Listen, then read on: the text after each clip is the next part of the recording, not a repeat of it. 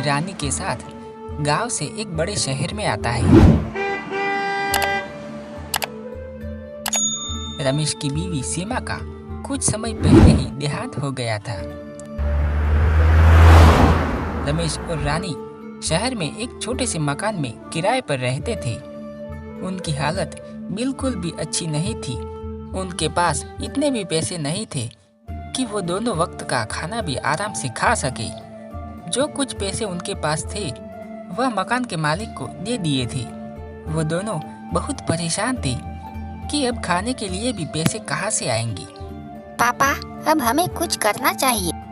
हमें इस शहर में आए हुए बहुत दिन हो गए हैं। हमारे पास अब खाना खाने तक के पैसे नहीं बचे हैं। मैं कल ही कमला काकी के साथ काम ढूंढने के लिए चली जाऊंगी।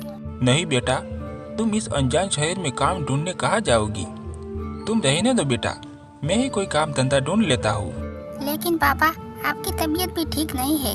आप रहने दे, कल मैं ही कमला काकी के साथ कोई काम धंधा ढूंढ लूंगी। ठीक है बेटा, तुमको जैसा ठीक लगी।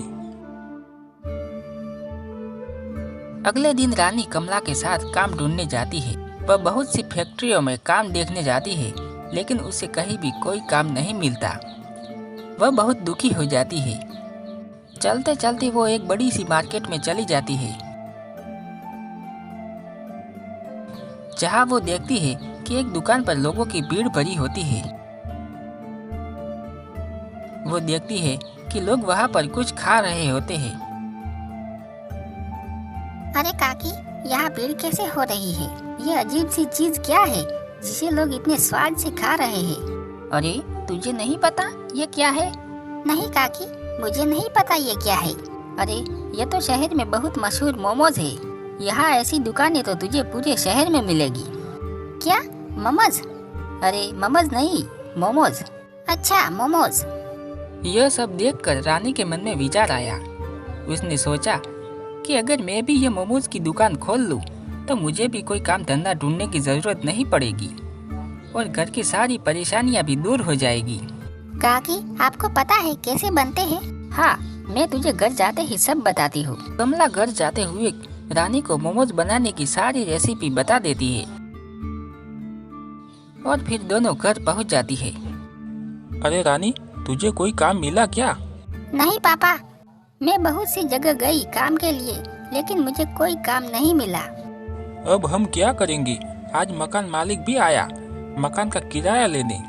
पापा, आप चिंता मत कीजिए। आज मैंने मार्केट में मोमोज की दुकान देखी। पापा, आपको पता है उस दुकान पर कितनी भीड़ थी? लोग बहुत स्वाद के साथ मोमोज खा रहे थे। पापा, मैंने सोचा कि हम भी मोमोज की दुकान खोल लेते हैं। काकी ने मुझे मोमोज बनाने की पूरी रेसिपी बता दी है।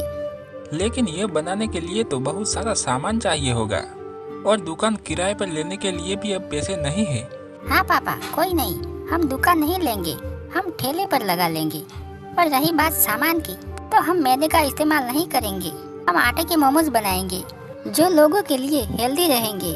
लेकिन पापा, एक बात तो मैंने सोची ही नहीं, हम ठेला लगाएंगे किस जगह? बेटी, तो इसकी चिंता मत कर। मेरा एक दोस्त है, उसके यही पास में चाय की दुकान थी जो उसने अब बंद कर दी है। हम उसकी जगह अपना मोमोज का ठेला लगा लेंगे। मैं उसे अभी बात करके आता हूँ। रानी मोमोज बनाने की सारी तैयारी करती है और सुबह उसी जगह पर ठेला लगा देती है जहाँ रमेश के दोस्त की चाय की दुकान थी। वह बहुत खुश होती है, लेकिन सुबह से दिन और दिन से शाम हो जाती है, उसके ठेले के पास कोई भी मोमोज लेने नहीं आता। वो बहुत दुखी हो जाती है। रानी, तू परेशान मत हो, हमारा नया काम है ना, इसलिए कोई नहीं आया। तू हिम्मत मत हार, हम कल फिर आएंगे। ऐसा कहकर वो दोनों ठेला लेकर घर की ओर निकल जाते हैं। रानी एक भी मोमोज ना बिकने पर बहुत दुखी होती है।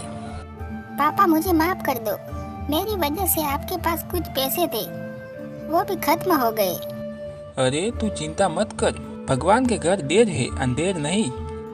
हम कल फिर जाएंगे।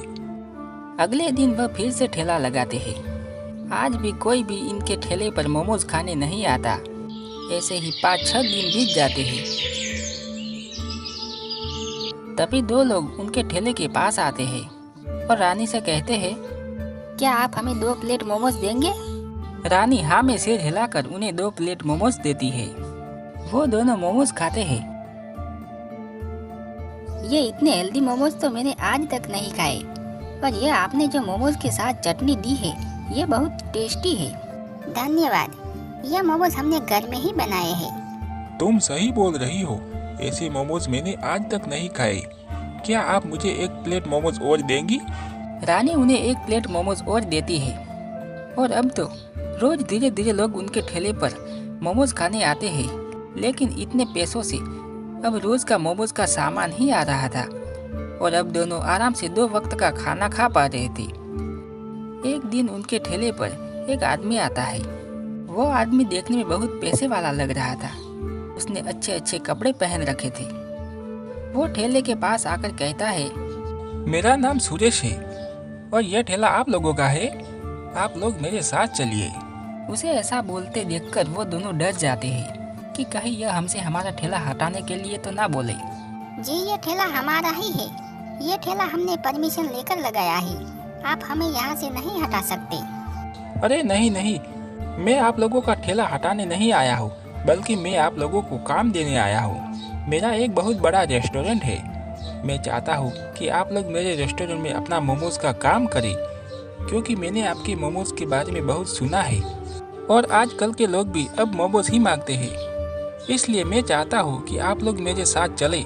फिर दोनों उसके साथ रेस्टोरेंट में जाने के लिए तैयार हो जाते हैं और वहाँ पर मोमोज का काम करके उनकी सारी परेशानियाँ खत्म हो जाती है और अब वो लोग बहुत खुशी खुशी रहने लगते हैं।